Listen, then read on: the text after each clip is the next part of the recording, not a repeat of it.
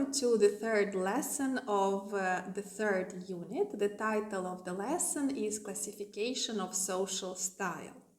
Now, the objectives of this lesson are: define social style, identify the four social styles.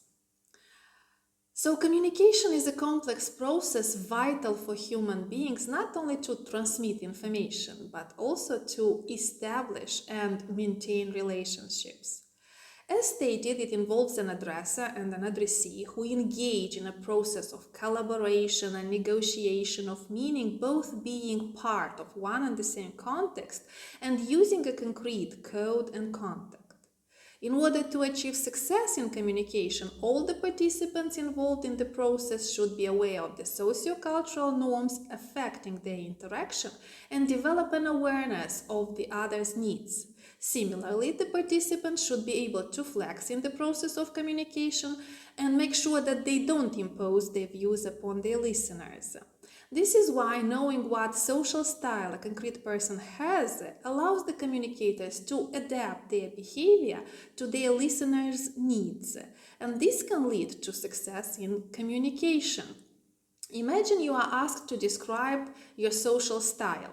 What would you write down? How would you characterize yourself? Can you think of a person with whom you interacted and that person had a totally different style? What was different? What helped you achieve success in communication? In case you had the communication failure, say what you think should have happened in order for you to be successful.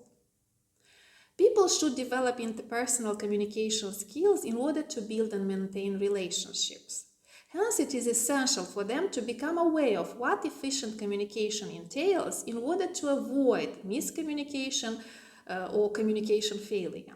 One way to be successful communicators is to determine the individual's interpersonal behavioral pattern that is their individual social style. This will help them to flex in their communication. Flexing is defined as a person's deliberate attempt to adjust his or her communication style to suit the interlocutor's personality.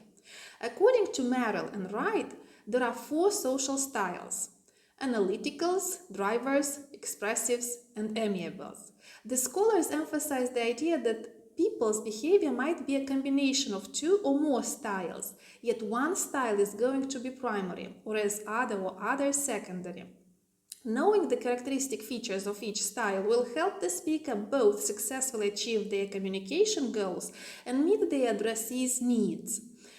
Defined as risk takers and deep thinkers, drivers are the high achievers who would take risks and cooperate with other people only to realize the set goals. Being task-oriented, they would do everything in their power to achieve the desired results. Their decisiveness and determination can be misinterpreted as indifference towards other people's needs. Drivers might be perceived as imposing and commanding, having a high need of control, whereas communicating with them can be quite difficult if the speaker is not factual and specific. This is why, while interacting with drivers, communicators should focus on the task, facts, and expected results. Analyticals also fall under the category of deep thinkers, yet they are believed to be risk avoiders. Unlike drivers, analyticals tend to make a decision slowly after having thoroughly researched the problem. This is why they might be perceived as too slow, boring, and indecisive. Although speakers should be focused on the task while communicating with analyticals, their approach should differ from the one adopted while dealing with drivers. Thus, speakers should accurately provide analysis and facts, sometimes repeat over and over some ideas, and be patient. Analyticals become determined once the decision has been made and will unlikely change their course of action, as the decision they arrived at was made rationally. Unlike the task-oriented drivers and analyticals, amiables tend to value the maintenance of relationships. They are believed to be risk avoiders and feeling reactors, truly committing to the people they communicate with. Amiables have a predictable behavioral pattern, making them good team players and easy to work with. However, their inability to take risks and tendency to agree most of the time can be perceived as a weakness. One should be a good and supportive listener while communicating with amiables. It should be kept in mind that to them, commitment is a very important factor. Finally, expressives are believed to be risk-takers. Although they seem to value personal relationships, they are rather goal-oriented. Richmond and Martin state, whereas drivers tend to consider evidence more, expressives trust their intuition. Indeed, expressives can become excited over some ideas, relying on their intuition and ignoring facts. They have a vision, yet they seem to lack the evidence regarding how to exactly realize their goal. This is why they might be perceived as inconsistent, lacking patience, and unorganized. In order to effectively communicate with them, one should focus on developing good relationships, display enthusiasm, open-mindedness, and willingness to talk. Similarly, one should minimize the expressive's involvement with details and focus instead on their visions. You might ask yourselves in what way this knowledge will help me realize my communicative intentions successfully. The answer is easy: they will help you flex. And as known, flexing can contribute to success in communication. Consider using the following flexing strategy in your communication. The acronym ADAPT will help you memorize it. A. Assess your own social style. D. Determine the styles of others. A. Analyze patterns and characteristics. P. Plan to accommodate others' needs. T. Treat others as they want to be treated. I'd like to draw a special attention to the last point in the list. Traditionally, we have been told that we shall treat others how we want to be treated. This is a socio-cultural norm which has been embedded in our social behavior.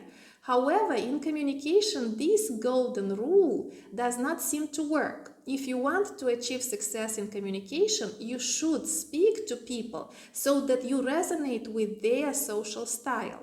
Remember, it's not about you, it's about them. We'll get to this in Unit 4 as well, but I'd like to just say that the real star of your speech is not you, right, but your audience. And they definitely should feel this way when you address them. In conclusion, knowing what social style one's interlocutor has can substantially contribute to their success in the communication process. As seen, there are no good or bad social styles, as each style has both strong points and weaknesses. Moreover, it is believed that the members in a team should have different styles in order to produce good results. What one should keep in mind is that in order to be fully successful, one should adapt one's communication to the needs of the listeners. And the leader should know how to facilitate the communication process among the members of their team. At this point, I'd like you to connect the knowledge you've gained after covering emotional styles in the second unit and what you've learned about social styles in this lesson. In what way can this help you achieve success in your communication? I'm convinced you've got it right. The main assumption is that you can change. Your social style is the result of your emotional style, which, as we know, can be changed.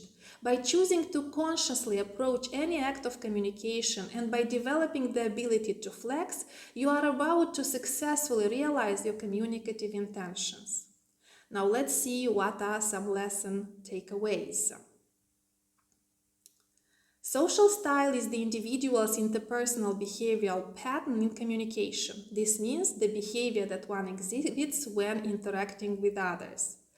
There are 4 social styles: the driving style, the expressive style, the amiable style, and the analytical style. Being aware of the interlocutor's social style can help achieve success in communication, as this will help the participants flex.